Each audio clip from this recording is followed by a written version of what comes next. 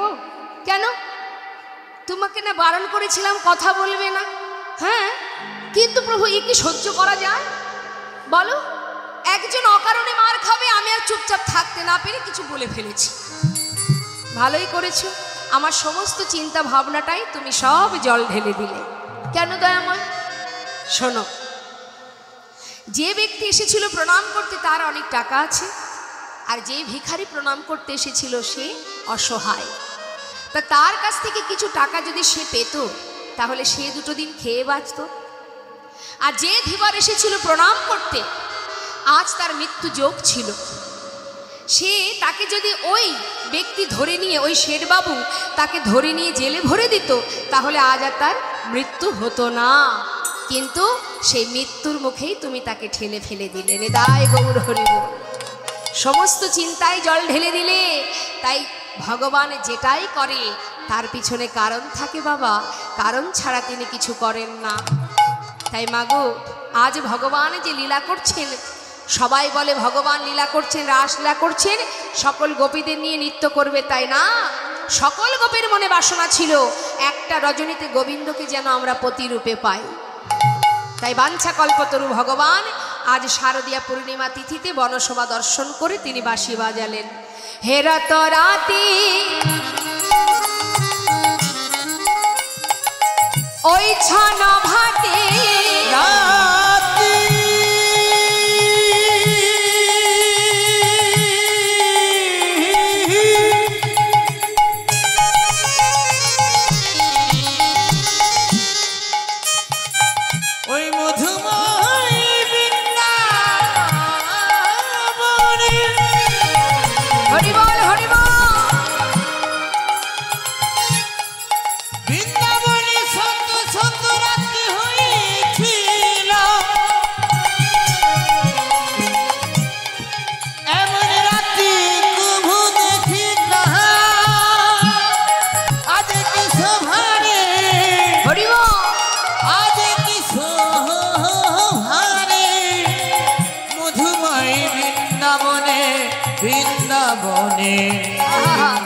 অপরূপ রাতি। হেরত রাতি ওই ছন ভাতে, হেরত রাতি ওই ছন ভাতি, শ্যাম মোহন মদনে মাতি রে। হেরত রাতি ওই ছন ভাতে, শ্যাম মোহন মদনে মাতি রে। মুরলী কগান পঞ্চমতা, মুরলী কগান পঞ্চমতা, বাঁশি বাজে ও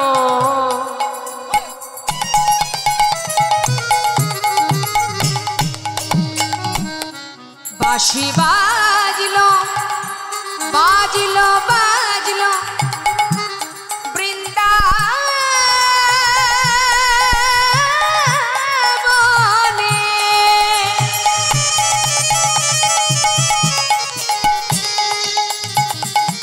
বাঁশি বাজলো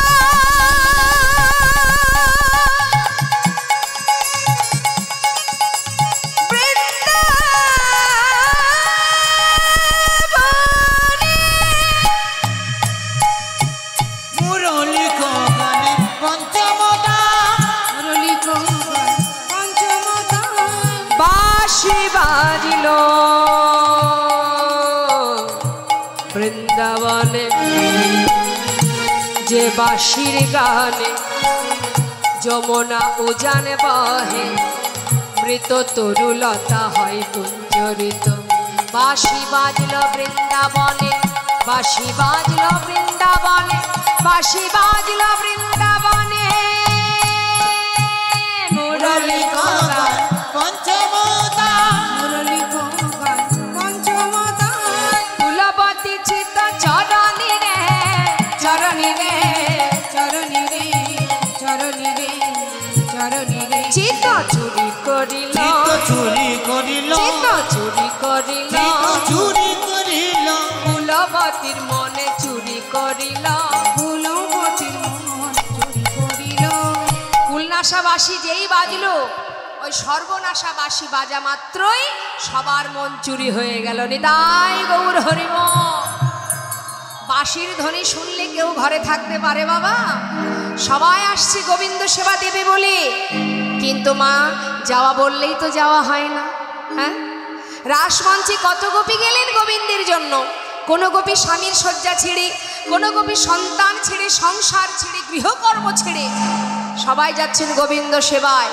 কিন্তু যারা বহির্মুখী স্বামী, সেই ঘরের কুলবধূ যখন ঘর থেকে বাহির হবে, এমন সময় বহির্মুখী স্বামী তার হাতটা চেপে ধরে বলে, না কোথায় যাচ্ছিস এত রাত্রে? বলি এত রাত্রে কোথায় যাচ্ছিস?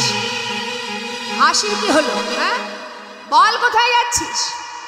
করজোড়ে বলছে, স্বামী আমাকে ছেড়ে দাও, আমি যাচ্ছি স্বামীর কাছে। স্বামীর কাছে? আমি তো তোর স্বামী, আবার যার কাছে চলেছিস সেও তোর স্বামী। সত্য করে বল কোথায় চলেছিস? স্বামী? শোন, তোর পিতা অগ্নি সাক্ষী করে আমার সঙ্গে তোর বিবাহ দিয়েছে। তোর সব কিছুর উপরে শুধু আমার অধিকার। এত রাত্রে আমার শয্যা ছেড়ে অন্য স্বামীর কাছে যাওয়া, তাহলে আমি এতদিন এক কলঙ্কিনীর ঘর করছি? তুই একটা দ্বিচারিণী, তুই অসতী। স্বামী এমন করে বলো না। আমি যে স্বামীর কাছে চলেছি সে শুধু আমার একার নয়, সে আমার স্বামী, তোমার স্বামী, জগৎ জীবের স্বামী। আমি চলেছি জগৎ স্বামীর কাছে। নিতাই গৌর হরি বল। স্বামী আমায় ছেড়ে দাও। আমার পিতা অগ্নি সাক্ষী করে আমার সঙ্গে তোমার বিবাহ দিয়েছে, কিন্তু সেটাতেই দেহের সঙ্গে। দেহের মধ্যে একটা বস্তু আছে যেটা আমি তোমাকে কখনো দিইনি, সেটা হলো মন। হ্যাঁ রে, তাহলে সেই মনটা আমাকে দে। কি করে দেব বলো? শিশুকালেই তো তার চরণে দিয়েছি, এখন আর তোমায় দেব কি করে? শোন, আমি যদি তোর দেহপতি হই, আমার জন্য দেহটা রেখে তোর ওই মনটা নিয়ে যা সেই পরমপতির কাছে। হাতটি ধরে ঘরের ভিতরে রেখে বাইরে থেকে দরজা বন্ধ করে দিলেন। চার দেওয়ালের মধ্যে বাধা পড়ে গেল বাবা। ভগবানের সেবা বললেই ভগবানের সেবা দেওয়া যায় না গো মা। দিনে ভগবানকে দুবার সেবা দিলে নিজেকে ভক্ত প্রমাণ করা যায় না। কত যোগী মুনি ঋষি যুগ যুগ ধরে সাধনা করছে তার চরণ পাবার জন্য। ভগবান বললেন, নাহং তিষ্ঠামি বৈকুণ্ঠে যোগিনাং হৃদয়েন চ মাধভক্ত যত্র গায়ন্তি তত্র তিষ্ঠামি হে নারদ। হে নারদ। ভগবান কোথায় থাকে? নহং তিষ্ঠামি বৈকুণ্ঠে। আমি বৈকুণ্ঠে থাকি না, যোগীগণের হৃদয়ে থাকি না। আমার ভক্তরা যেখানে আমার গুণকীর্তন করে, আহা, আমি সেখানে থাকি। জানো ও দেবর্ষি, আমার ভক্তরা আমার চরণ পাবার লাগি কত দূর থেকে তারা ছুটে আসে।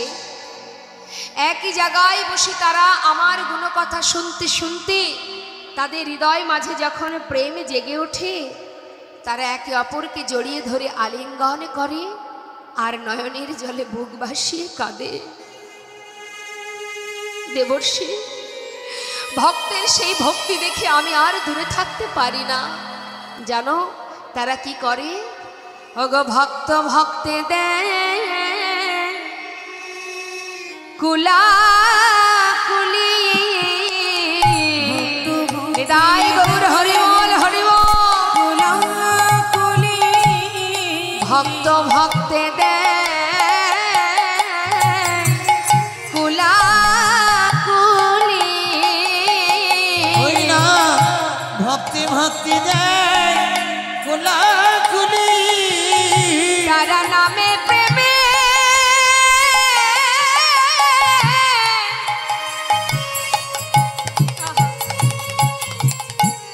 নামে প্রেমে হয়ে মাতামাতি।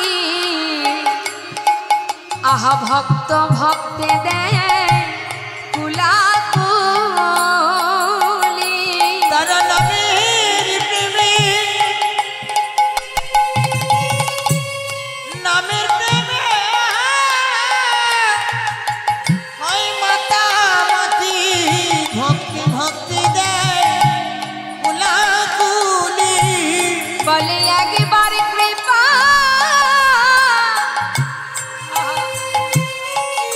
কৃপা করো মরে, তারা ভক্ত ভক্তে দেয় কুলাকুলি। একবার কৃপা করো মরে, ভক্ত ভক্তি দেয় কুলাকুলি। যখন আমার ভক্তরা কুলাকুলি করে, হৃদয় মাঝে আমার প্রতি ভালোবাসা নিয়ে, ওনারও আমি তো আর দূরে থাকতে পারি না। সেই অপরূপ সুন্দর ভালোবাসা পাবার লাগে আমি কি করি জানো না রো? আমার ভক্তরা যখন আলিঙ্গন করে, দুজন আলিঙ্গন ভক্তের মাঝখানে যতটুকু ফাঁকা থাকে, আমি ছুটে গিয়ে সেই ভক্ত মাঝে যাই। অগগড়া গড়ি ভক্ত মাঝে যাই গড়া গড়ি। ভক্তের চরণে ধুলি, হরিবল হরিবল আমি অঙ্গে মাখি। ভক্ত মাঝে যাই আমি গড়া গড়ি। আমার অঙ্গে মাঝি ভক্তির মাঝে যায় গড়াগড়ি। ভক্তের চরণ ধুলি আমি মাথায় রাখি, আরে ভক্তের চরণে তলে দেই গড়া গড়ি। ধুলি মাথায় রাখি, ভক্তির মাঝে যায় গড়াগড়ি। চরণ ধুলি অঙ্গে মাখি। ভক্তির মাঝে যায় সবাই মিলে তুমি বাহু তুলে উলুধ্বনি হিলাই গৌর হরিবল হরিবল। অঙ্গে ওই না ভক্তির মাঝে যায় গড়াগড়ি। চরণ ধুলি অঙ্গে মাখি, ওই না ভক্তির মাঝে যায় গড়াগড়ি। চরণ ধুলি অঙ্গে মাখি। ভক্তির ভক্ত মাঝে ধুলি অঙ্গে মাখি। আজ চার দেওয়ালের মধ্যে বাধা পড়ে বললেন, হে প্রভু, এমন স্বামীর সংসারে তুমি আমাকে দিয়েছ যে তোমাকে চেনে না বোঝে না। কিন্তু দয়াময়, আমি যখন তোমাকে পাবার জন্য একদিন নয়, 2 দিন নয়, যুগ যুগ ধরে আশা করে বসে আছি এই একটা রজনীর জন্য। এই দেহটাতে কি আছে? এই দেহটা ফেলে আমি সূক্ষ্ম আত্মায় যেন তোমার চরণে পৌঁছাতে পারি। আমার স্বামীর বাক্য যেন সত্য হয়, এই দেহ ছেড়ে যেন তোমার সেবায় লাগতে পারি। ঘরের মধ্যে বসে বসে সেই গোপী চিৎকার করে কাঁদছে, দেখা দাও ও হে মধুসূদন।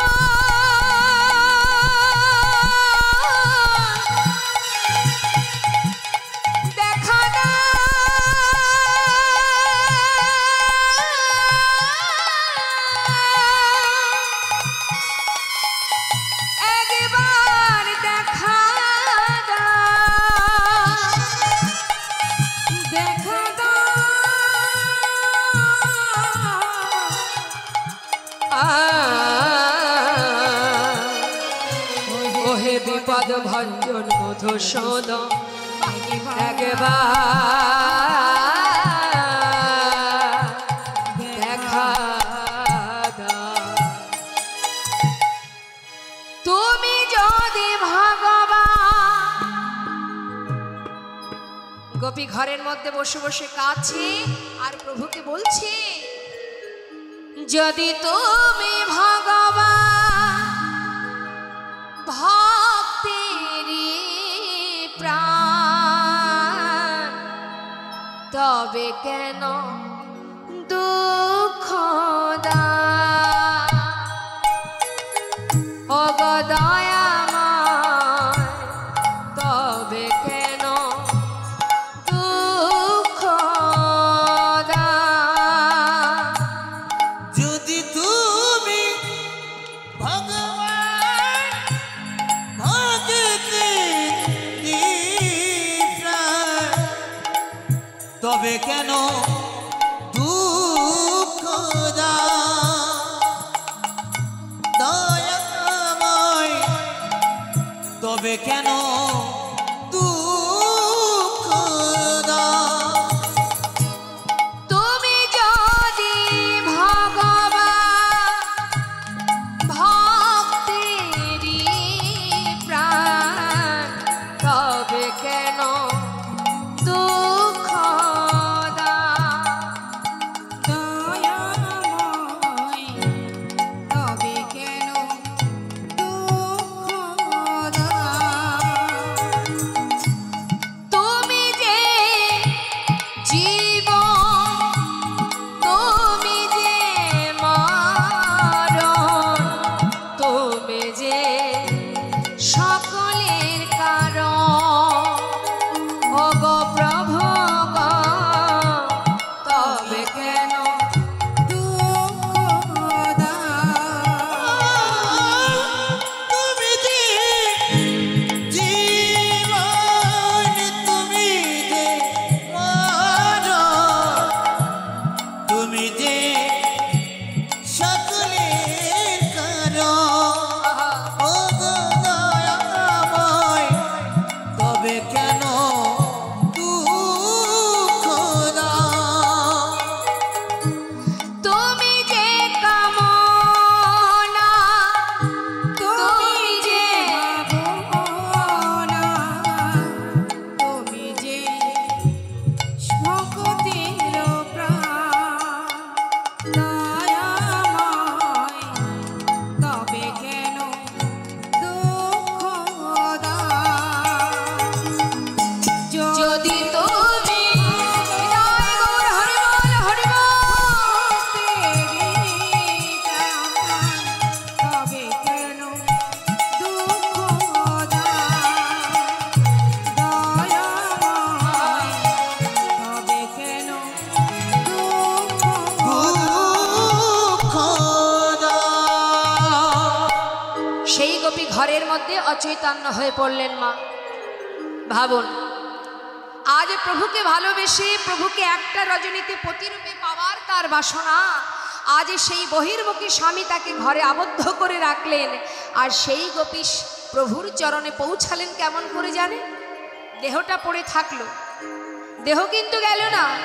সূক্ষ্ম আত্মা নতুন কলেবর ধারণ করে ষড়রিপুকে 6 চাকা করে রাধা নামের ধ্বজা উড়িয়ে মনোরথে করে হরি নামের লাগাম ধরে চললেন মনোরথে করে রাস মঞ্চে। বৈষ্ণব পদকর্তা বললেন যে সকল গোপীর আগে পাইল সে রামা, গোবিন্দ দাসে বলে আমি কি দেব উপমা। দেহ ছেড়ে গোবিন্দ সেবায় যাওয়া এ কিন্তু সহজ কথা নয়। ঘর ছেড়ে সবাই যেতে পারে, কিন্তু দেহ ছেড়ে গোবিন্দ সেবা দেওয়া এটা সহজ নয়। জয়নিতাই, ওই মাকে একটু ডেকে দিন। ওমা, জল আছে কাছে? গল্প শুনবেন? গল্প? আমি কিন্তু গল্প জানি। জয়নিতাই, ছেলে জয়নিতাই, ওমা দাঁড়ান বাবা, একটু ঘুমটা ভাঙিয়ে নি। হ্যাঁ হ্যাঁ, লীলা কথা শুনবো, তার আগে একটু ঘুম ভাঙিয়ে নি। আমরা হরিনাম শ্রবণ করতে এসেছি কেন? ও ঠাকুমা ডেকে দিন। ঘুমানো ঘরে ভগবান থাকে না, জানেন তো? চন্দ্রাবলী যখন ঘুমিয়ে পড়েছিলেন তখনই আমার গোবিন্দ ওই চন্দ্রার কুঞ্জ ফেলে গিয়েছিলেন রাধার কুঞ্জে। তাই এখানে বসে ঘুমানো যায়, ঘরের বিছানায় ঘুমানো তাই। বুঝতে পারছি বসে থাকলে কষ্ট হয়, কিন্তু কর্ম করলে তো কষ্ট হবে না। জোরে জোরে হাতে তালি দিতে হবে, উলুধ্বনি করতে হবে। জানা আছে উলুধ্বনি? একটু শোনান তো দেখি। মানে উলুধ্বনি সঙ্গে এনেছেন না বাড়িতে এনেছেন? কই দেখি একটু শোনান। এই তো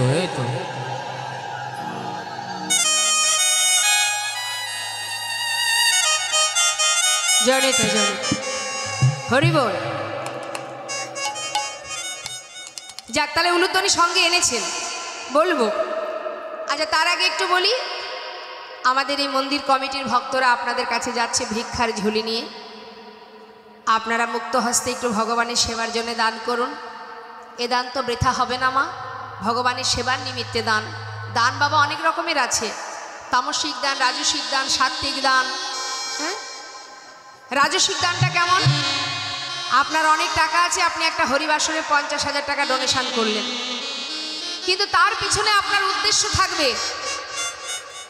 উদ্দেশ্যটা কি? আমি যখনই যাব বড় চেয়ারটা আমাকে দেবে, আমার নামটা মাইকে বারবার অ্যানাউন্স করবে, মাথায় করে রাখবে আমায়। এই যে যশ খ্যাতি পাওয়ার আশা, এই আশা নিয়ে কেউ দান করলে সে দান বৃথা হয়ে যাবে। হরি বল, হরি বল। আর তামসিক দান কেমন দেখবেন? তামসিক দানটা হচ্ছে এক বন্ধু আর এক বন্ধুকে মদ্যপান করার জন্য 500 টাকা দিলেন কি 1000 টাকা দিলেন। কি বাবা দেয় না? হ্যাঁ রে বন্ধু, তুই পায়ে হাত দিও না। হ্যাঁ বন্ধু, তুই আমার এত বড় উপকার করেছিস, তোকে 500 টাকা দিলাম কি 1000 টাকা দিলাম, বাজার থেকে খেয়ে নিস। তার মানে কি? এটাও দান। যে দিল এবং যে নিল উভয়ের সমান অপরাধ। আর সাত্ত্বিক দানটা কেমন? তুমি 10 টাকায় দাও আর 10,000 টাকায় দাও, শুধুমাত্র ভগবানের সেবার নিমিত্তে। হে প্রভু, আমার এই দানটুকু যেন তোমার সেবায় লাগে, আমি আর কিছু চাই না, যেন শুধু তোমার সেবায় লাগে। শুধুমাত্র সেবার নিমিত্তে দান, তার পিছনে কোনো চাওয়া পাওয়া থাকবে না। যে আমার জন্য একটা নাতি হয়, তোমাকে বাড়িতে এনে সেবা দেব, আমার ছেলে চাকরি পেলে তোমাকে বাড়িতে ডেকে সেবা দেব। কাকে লোভ দেখাবো? যিনি বিশ্বব্রহ্মাণ্ডের মালিক, তার কি খাওয়া পড়ার অভাব আছে যে তুমি লোভ দেখাবে তাতেই সে বশ হয়ে যাবে? হ্যাঁ, না চাইতেই যদি সব পাওয়া যায়, চাইবার তো প্রয়োজন হয় না মা। না চেয়ে সব পেয়েছিল কোন ভক্ত? কৃষ্ণের প্রিয় সখা সুদামা, যার সর্বস্ব কেড়ে নিয়েছিলেন ভগবান। দাঁড়ে দাঁড়ে ভিক্ষা করে দিন কাটাতো মা। বাচ্চাদের পরনে একটা বসন ছিল না, নিজের স্ত্রীর পরনে একটা কাপড় যার সমস্ত জায়গায় ছিল ছেঁড়া। লজ্জা ঢাকার জায়গা ছিল না। কোনোদিন ভিক্ষা পেত, কোনোদিন পেত না সুদামা। তার পিতৃ সম্পদ শেষ হয়ে যায়, মাতা পিতা মারা যায়, তিনি যে পাঠশালায় শিক্ষা দিতেন সেই পাঠশালাও বন্ধ হয়ে যায়। বাচ্চাদের নিয়ে আর নিজের স্ত্রীকে নিয়ে গাছ তলায় এসে সার করলেন।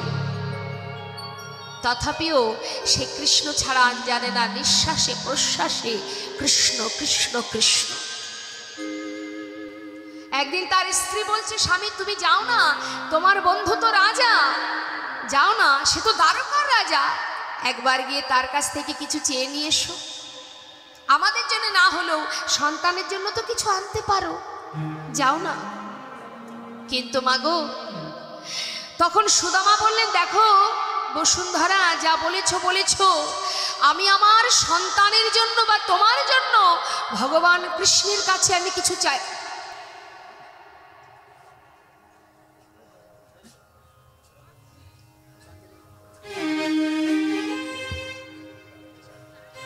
বলছে আমি কৃষ্ণের কাছে কিছু চাইতে পারবো না, কারণ সে হচ্ছে আমার বন্ধু।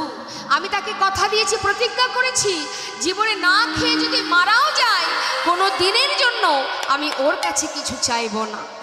আজ আমি বিপদে পড়েছি বলে তার কাছে চাইবো। দেখুন আসতে ওমা, একটু মন দিয়ে শুনুন, আমরা তো ভগবানের কাছে শুধু চাই, ধনং দেহি, যশং দেহি, রূপং দেহি, পুত্রং দেহি, শুধু দিয়ে যাও, শুধু আমাকে দিয়ে যাও, এটা দাও, ওটা দাও, সেটা দাও। দেখুন, না চাইতে বন্ধুত্ব কাকে বলে? যে তার সমস্ত বাসনা কিছু ছিল না, কিন্তু সমস্ত সুখ তাকে দান করেছিল। তার স্ত্রী বলছে, স্বামী তুমি যদি তোমার বন্ধুর কাছে যাও, যাওয়ার দরকার নেই, যাকে তুমি এত ভালোবাসো, যাও না একবার তার সঙ্গে দেখা করে এসো, একটু হলেও তো শান্তি পাবে। বন্ধুর বাড়িতে গেলে বন্ধুকে দেখলে একটু হলেও তো শান্তি পাবে, যাও। বলছে আমি কেমন করে যাব? এত বছর পরে বন্ধুর বাড়ি যাব, যদি প্রতিনিয়ত কোনো বন্ধুর বাড়ি যায়, খালি হাতে গেলেও কোনো ব্যাপার থাকে না, কিন্তু এত বছর পরে যাব, খালি হাতে কি করে যাব? তাই তার স্ত্রী বসুন্ধরা, যিনি ধনী পরিবারের কন্যা, সে আঁচল পেতে দাঁড়ে দাঁড়ে ভিক্ষা করলেন ভগবান কৃষ্ণের জন্য।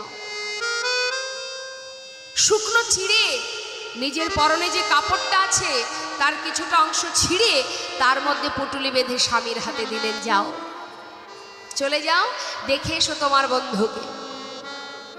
সেই সুদামা খালি পায়ে, সেই দ্বারকা কোথায় মা, সেই দ্বারকায় পৌঁছে ওই চিড়ের পুটুলিটা সঙ্গে করে নিয়ে দ্বারকায় এসে পৌঁছালেন। দ্বারকায় এসে পৌঁছে সেই দ্বারকার প্রাসাদ দেখে কৃষ্ণকে মনে মনে চিন্তা করছে, এত বড় রাজ্যের রাজা আমার বন্ধু, এত বড় রাজা, তার কি আমার কথা মনে আছে?